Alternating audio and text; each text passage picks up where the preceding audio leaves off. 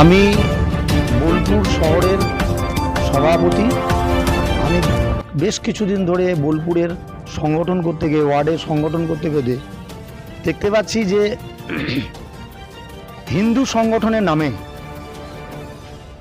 কিছু নিজেদেরকে নেতা ভেবে তারা তোলাবাজি শুরু করেছে এবং এই তোলাবাজিটা একটা পরিকল্পিতভাবে এরা কিন্তু করছে। আজকে সেই নিয়েই আমি এসেছিলাম।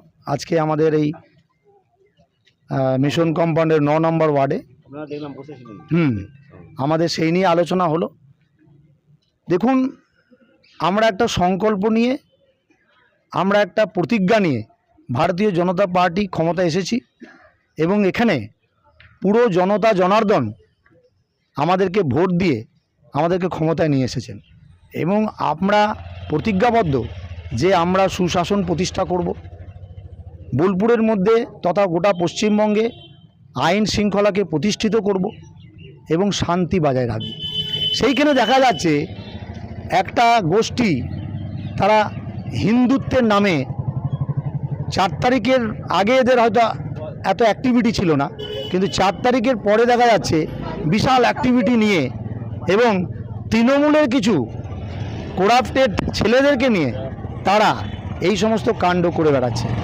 আমার কাছে প্রমাণ আছে যে তাদের সঙ্গে তৃণমূলের ছেলে যুক্ত এবং যারা তৃণমূলের আমলে তোলাবাজি করে গেছে, বিভিন্ন রকমের দুর্নীতির সঙ্গে যুক্ত আছে, সেই সমস্ত ছেলেগুলোকে নিয়ে হিন্দুত্বের নামে এরা এই গোটা বোলপুরে বিভিন্ন ওয়ার্ডে এরা এই সমস্ত করে বেড়াচ্ছে। হ্যাঁ,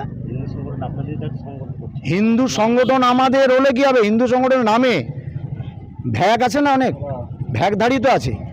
আমাদের হিন্দু সংগঠন বলতে কি, আমাদের সনাতনীদের আমাদের কোথায় এসেছে? আমাদের তাহলে আপনাকে ইতিহাস ঘাঁটতে হবে। আমাদের ভারত কেশরী ডক্টর শ্যামাপ্রসাদ মুখার্জি হিন্দুদের জন্য লড়াই করি তো আজকে এই ভারতীয় জনতা পার্টি ক্ষমতায় এসেছে। সে লড়াইটা তো হিন্দুদের জন্যে। হিন্দু বলতে কি, এবার যখন আমরা দেখলাম যে না, আমাদের হিন্দুর সঙ্গে কিছু আমাদের অন্যান্য জাতীয় আছে, সংখ্যালঘু জাতি আছে, যারা সমানভাবে এই স্বাধীনতার জন্য তারা ক্রেডিট পাচ্ছে, তারা তাদেরও অবদান আছে, সেই সমস্ত ভাবনা চিন্তা করে আমরা জনসংঘ দল প্রতিষ্ঠা করা হয়। ঠিক আছে, এই জনসংঘ মানে কি, এই জনসংঘ রাষ্ট্রবাদী, সেখানে হিন্দু মুসলিম শিখ জৈন সবাই থাকবে। তা বলে এই নয় যে হিন্দুর নামে আমরা দাদাগিরি করে বেড়াবো, হিন্দু সংগঠন নামে আমরা দাদাগিরি করে বেড়াবো। আজকে আমি বিভিন্ন জায়গায় গেলে আমাকে বলতো, আগে যখন লাল গামছা পরে বা গামছা গলায় নিয়ে যখন আমার পাশে দুটো ছেলে দাঁড়াতো, আমরা সাহস পেতাম, যেরকম বা দুটো আমাদের সনাতনী ধর্মের লোক আমাদের কাছে এসে দাঁড়িয়েছে। আলোচনা হলো যে দেখুন, কোনো একটা ওয়ার্ডের সমস্যা, সেই সমস্যার সমাধানের কাজ তো আমাদের নয়, সেই সমস্যার সমাধানের কাজ হচ্ছে আইনের, প্রশাসনের।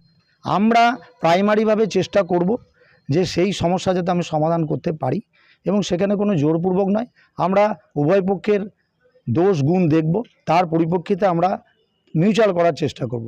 যখন মিউচুয়াল আসবে না তখন সেটা আমরা আইনি প্রসেসে ফেলব। ওয়ার্ডের শক্তি প্রমুখ, যেহেতু আমার ওয়ার্ডে যখন কোনো কিছু সমস্যা হয় তো আমার আগে হিন্দু সংগঠনের সব দলবল নিয়ে এসে হাজির হয়ে যায়।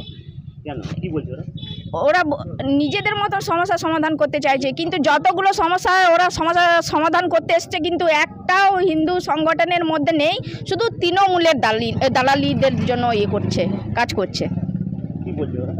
ওরা কি বলছে সেটা তো নয়, যেটা আইন কানুনভাবে যে কাজটা হবে সেটা সেই আইন কানুনভাবেই তো করতে দেবে।